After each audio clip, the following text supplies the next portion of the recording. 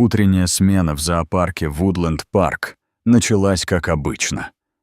Туман еще не рассеялся, и первые лучи солнца только начинали пробиваться сквозь кроны деревьев. Казалось, что даже природа притихла, предчувствуя, что этот день все изменит. Внезапно тишину нарушил крик директора зоопарка. «Приготовьте транквилизаторы!» Эван Кейн, опытный сторож с 15-летним стажем, не мог оторвать глаз от того, что происходило за смотровым стеклом. Лира, их старшая самка гориллы, вела себя странно. Настолько странно, что это напугало даже самых опытных сотрудников. Обычно спокойная и величественная, Лира теперь расхаживала по периметру своего вольера. Ее движения, обычно спокойные и уверенные, стали отрывистыми и нервными. На руках она бережно держала свою 3-месячную малышку Зару. И то, как она держала ее, заставило сердце Эвана сжаться от беспокойства. Чтобы понять, насколько это было необычно, нужно знать историю Лиры. 15 лет назад ее привезли из заповедника дикой природы в Уганде. Тогда она была испуганной молодой гориллой, боявшейся любого движения за стеклом своего вольера. Именно Эван, в то время еще новичок, помог ей приспособиться к новому дому. Каждый день он приходил в вольер, садился на складной стульчик и читал вслух книги. Сначала Лира пряталась в самом дальнем углу, но постепенно любопытство взяло верх, она начала прислушиваться и, в конце концов, села поближе к стеклу. И вот однажды утром произошло нечто удивительное. Лира принесла лист салата и положила его на то место, где обычно сидел Эван. Этот простой жест положил начало необыкновенной дружбе. С годами Лира стала настоящей звездой зоопарка. Она поражала всех не только своим умом, но и заботой о других гориллах. Она сама успешно вырастила 4 детенышей, и когда появлялись новички, помогала им освоиться. Она даже показывала молодым матерям, как правильно держать своих малышей. Она разработала свой собственный способ общения с персоналом, простыми жестами выражать свои потребности или указывать на проблемы с другими гориллами. Но 3 дня назад что-то изменилось. Джейден Форест, ассистент режиссера, был первым, кто заметил неладное. Записи наблюдений показали тревожные признаки. Лира отказывалась есть, не спала по ночам и издавала странные звуки, которых никто никогда раньше не слышал. Доктор Айрис Блэквуд, главный ветеринарный врач с 20-летним стажем, несколько раз осматривала Лиру и малышку Зару. Внешне все казалось в порядке, никаких явных признаков болезни. Но что-то явно было не так, и это что-то беспокоило всех сотрудников. В то утро к вольеру подошла Хельга Винтер, пожилая медсестра на пенсии, которую все называли бабушкой горилл. Она посещала зоопарк каждый день, и животные привыкли к ее присутствию. Хельга стояла у витрины со своим обычным термосом кофе, опираясь на трость, когда заметила что-то необычное в поведении Лиры. «Эван!» Ее голос, обычно такой спокойный, дрожал от беспокойства. «Посмотри в ее глаза. Я уже видела такой взгляд раньше, у матерей в отделении интенсивной терапии. Происходит что-то очень серьезное». Лира медленно приблизилась к стеклу. Она держала Зару необычно, не прижав к груди, как обычно делают матери-гориллы, а вытянув руки вперед. Ее движения были осторожными, почти ритуальными, как будто она готовилась к чему-то важному. В ее глазах было такое человеческое отчаяние, что у Эвана перехватило дыхание. Время, казалось, остановилось. Лира подошла вплотную к стеклу и прижала свою массивную ладонь к прозрачному барьеру, прямо напротив руки Хельги. Затем произошло нечто невероятное. Горилла попыталась протолкнуть своего детеныша сквозь стекло, словно умоляя людей забрать ее. «Никому не двигаться», — скомандовал Эван. Его голос дрожал, но годы тренировок научили его, как действовать в критических ситуациях. Немногочисленные посетители застыли на месте. Их телефоны записывали момент, который вскоре потрясет мир. Срочный медицинский осмотр показал ужасную правду. У Лиры была агрессивная форма рака. Долгое время опухоль оставалась незамеченной, скрытая ее густой шерстью и мускулистым телосложением. Но это было только началом еще более мрачной истории. В тот вечер Эван и Джейден просматривали медицинские записи в кабинете директора. При тусклом свете настольной лампы они изучали журнал выдачи лекарств, когда Джейден заметил кое-что странное. За последние несколько месяцев количество седативных препаратов таинственным образом удвоилось, в то время как количество обезболивающих резко сократилось. Вскоре доктор Блэквуд сообщил еще более тревожные новости. Анализы крови Лиры показали следы экспериментальных препаратов, веществ, которых вообще не должно было быть в зоопарке. Кто-то тайно проводил над ней эксперименты. Подозрение пало на доктора Деклана Торна. Этот человек появился в зоопарке полгода назад. Высокий, подтянутый, с безупречной репутацией и внушительным списком научных работ. Он предложил программу изучения интеллекта приматов, и в то время это казалось прорывом для их маленького зоопарка. Никто не задался простым вопросом: почему успешный ученый из престижной лаборатории вдруг заинтересовался их скромным оборудованием? Поздно вечером того же дня, в 11:47, на компьютере Эвана появилось электронное письмо от Торна. «Срочная встреча. Программа исследований горилл».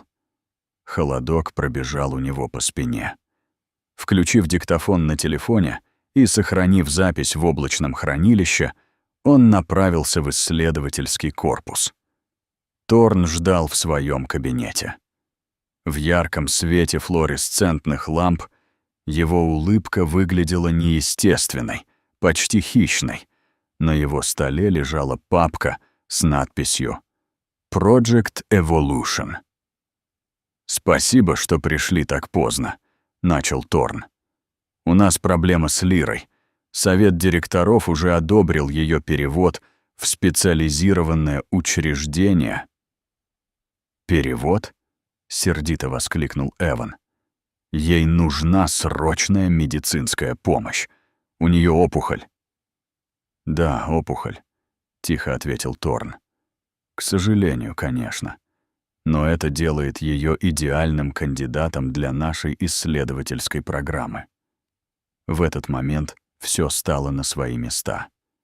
Эван вспомнил документы о гранте, которые он видел несколько месяцев назад. В них упоминалось что-то об ускоренной эволюции приматов. Тогда это звучало как обычный научный жаргон. «Ты ставил на ней эксперименты», — сказал Эван, едва сдерживая ярость. «Ты намеренно использовал эти наркотики, чтобы...» Улыбка Торна исчезла. «Ты не понимаешь всей картины в целом. Подумай о возможностях. Если бы мы могли ускорить эволюцию приматов, повысить их интеллект...» Во время их спора папка упала со стола. По полу были разбросаны фотографии.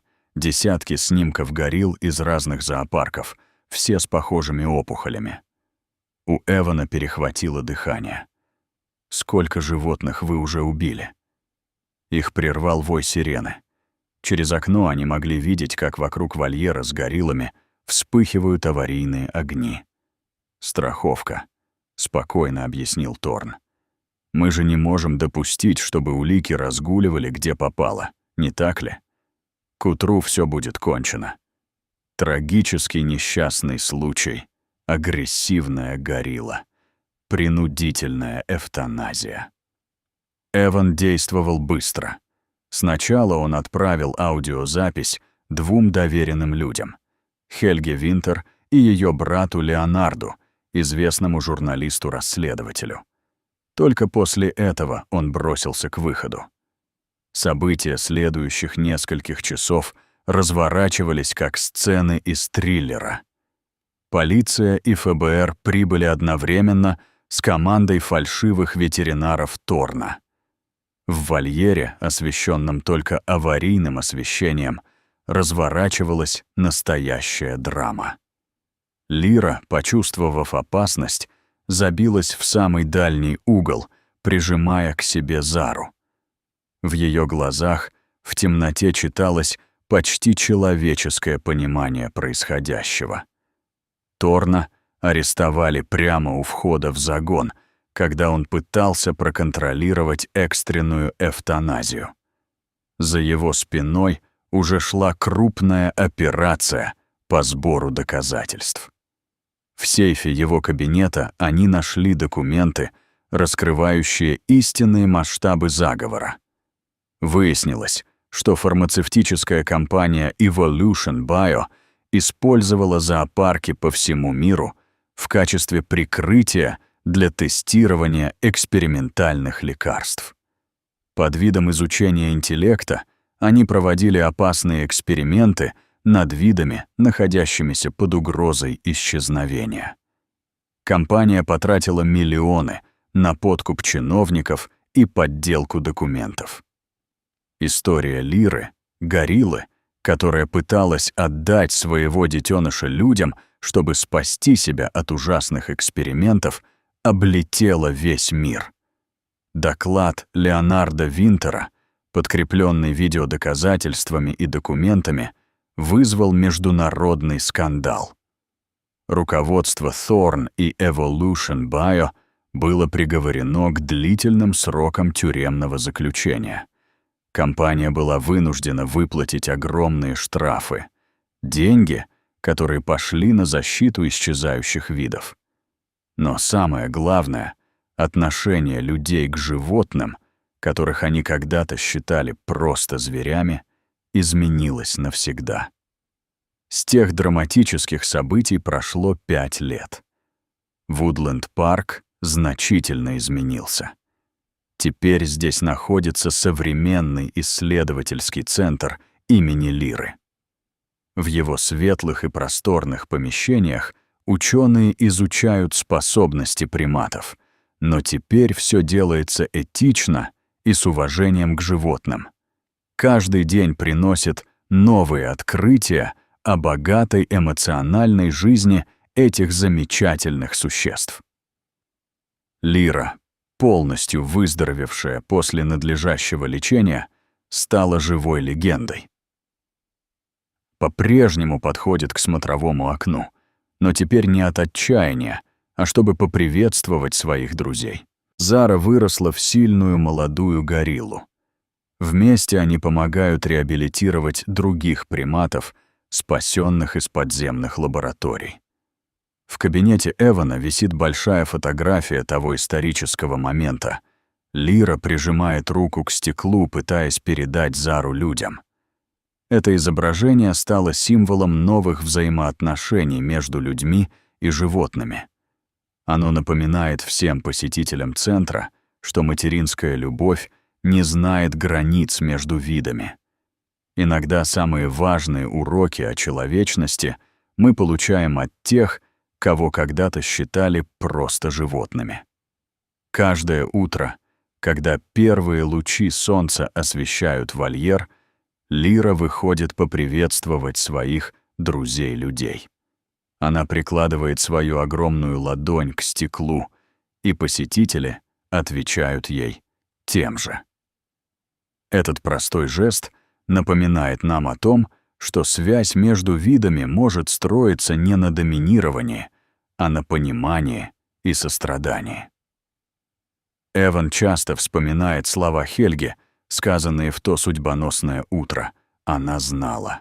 Она доверяла нам настолько, что отдала самое дорогое, что у нее было — своего ребенка. Теперь наша очередь доказать, что мы достойны этого доверия. И они доказывают это каждый день, каждым своим решением, каждым новым шагом к лучшему пониманию наших собратьев по планете.